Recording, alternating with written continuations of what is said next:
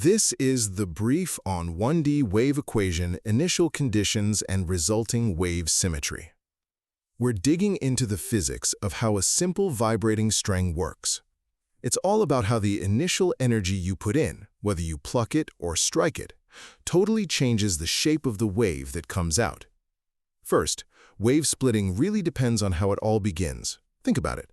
You can plug a string, which gives it an initial shape, or displacement, but it has zero velocity when you let go. Or you could do the opposite.